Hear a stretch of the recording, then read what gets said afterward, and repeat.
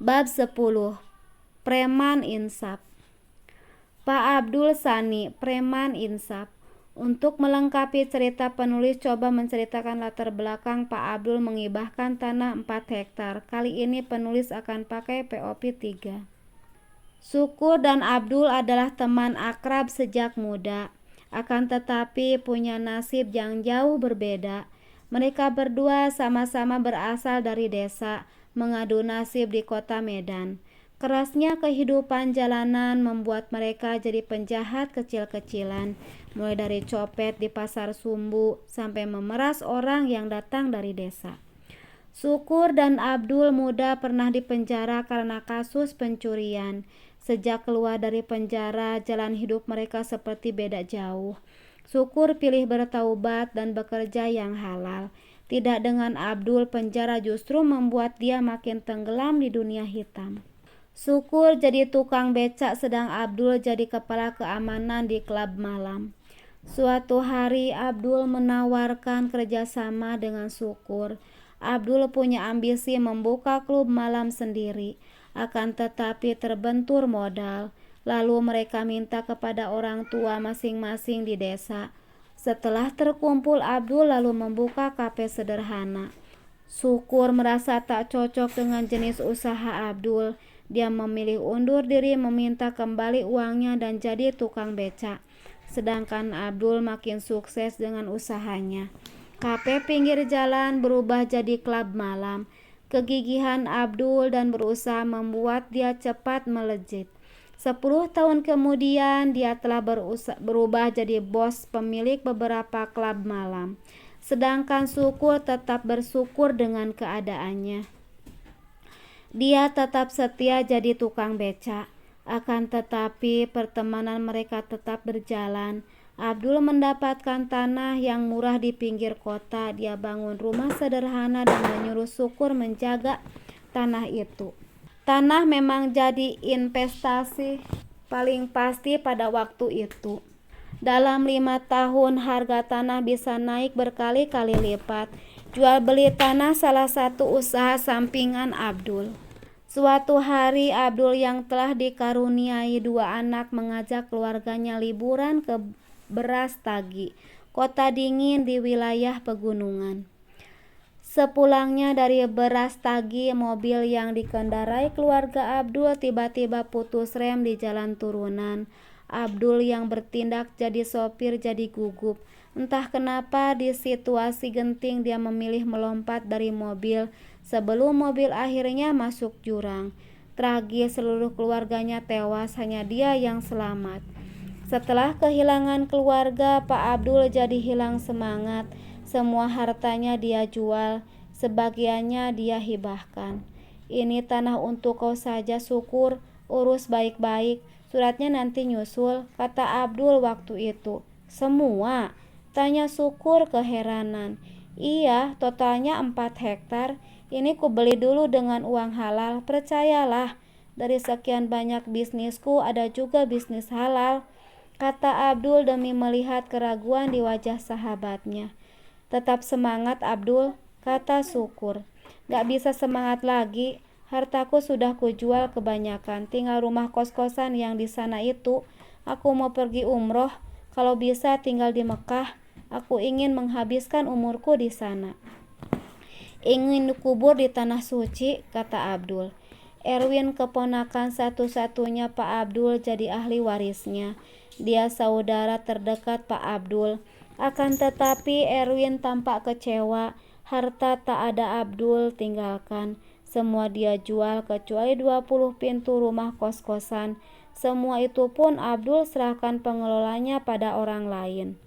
Tanah yang di pinggir sungai sana untuk kalian saja, surat hibahnya nanti menyusul, kata Abdul ketika Erwin minta bagian. Tapi tanah itu tak berharga paman, di pinggir sungai lagi, siapa yang mau beli? Kata Erwin waktu itu. Bagaimananya kau ini Erwin? Sudah dikasih malah protes. Tunggu 10 tahun lagi pasti naik itu harganya, kata Pak Abdul. Erwin tampak kecewa sebagai keponakan satu-satunya. Dia merasa kecewa dengan sikap Pak Abdul. Dia dapat yang paling tidak berharga.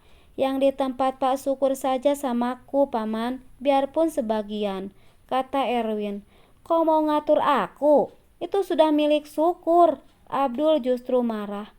Erwin tak bisa lagi berbuat apa-apa, padahal orang tuanya adalah saudara kandung Abdul. Sekiranya Abdul mati, dialah ahli warisnya. Akan tetapi tak ada harta tinggal. Sebelum Pak Abdul berangkat, polisi masih mendatangi rumahnya. Ada kecurigaan polisi kecelakaan yang menimpa Pak Abdul dan keluarga adalah sabotase. Ada yang menginginkan Abdul tewas. Ini karma untukku. Sudah banyak kejahatan kulakukan selama ini. Wajar ada yang ingin aku mati. Ya, aku akan mati, tapi tidak sekarang. Aku akan pergi jauh. Mungkin itu yang mereka inginkan, kata Pak Abdul waktu itu. Abdul mengantar sendiri surat untuk Syukur, surat hibah lengkap dengan sertifikat tanah. Jangan biarkan anakmu terjerumus, Syukur. Tanah ini mudah-mudahan cukup untuk kalian. Simpan baik-baik suratnya. 10 tahun dari sekarang subur anakmu sudah dewasa. Berikan padanya, pesan Abdul. Dua sahabat itu saling berpelukan. Abdul berangkat ke tanah suci. Seluruhnya dia pergunakan untuk mengurus izin tinggal di negara itu. Saat itu Subur masih SMP. Syukur menunggu Subur dewasa baru bercerita tentang tanah itu. Dia takut Subur jadi pemalas dan manja kalau tahu punya tanah yang luas. Akan tetapi sepeninggal sahabatnya setelah anaknya dewasa, Syukur jatuh sakit. Dia terserang stroke sampai lumpuh. Sebelum ajal menjemput, Syukur berpesan, Subur anakku, mungkin ayah akan menyusul ibumu, nak. Itu kotak kayu dan isinya untukmu, kata Syukur dengan suara terbata-bata. Istrinya memang sudah lama meninggal duluan. Tinggallah Subur di rumah berdinding anyaman bambu itu seorang diri. Subur yang bekerja di salah satu pabrik Pak Abdul yang telah berpindah tangan ke sepupunya. Kotak kayu itu adalah kotak bekas tempat uang di becak dayung. Subur tak pernah melihat isinya, karena dia berpikir apalah paling isinya. Ayahnya selama dia ingat hanya bekerja sebagai penarik becak dan lumpuh 4 tahun belakangan. Subur beruntung ternyata ada juga wanita yang mau padanya, yang mau menerima dia apa adanya. Dialah Yanti, gadis manis yang tinggal di dekat pabrik tempat Subur bekerja. Pertama menikah, Subur tinggal di tempat mertuanya. Akan tetapi kakak iparnya yang juga tinggal di situ mengusir mereka. Mau tak mau, Subur akhirnya kembali ke rumah tempat dia dibesarkan, tempat sunyi bekas kebun tebu. Erwin datang. Hei Subur, tahan juga kau tinggal di sini ya. Aku mau bantu kau. Ada pengembang cari lahan baru. Ini cocok karena di ujung sudah ada perumahan. Biar gak kayak tempat jin buang anak tempatmu ini, kata Erwin. Tanya dulu Pak Abdul, tanah dia ini, kata Subur waktu itu. Otak jahat Erwin langsung bekerja. Berarti dia tak tahu tanah ini miliknya, batin Erwin. Sudah kutanya, katanya boleh, tapi kalian tak boleh digusur. Kau bantu-bantulah bersihkan lahan, kata Erwin.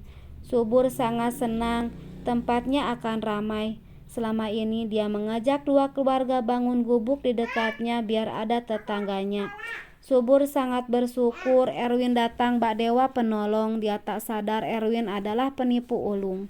Subur tak dilibatkan sama sekali dalam urusan dengan pengembang.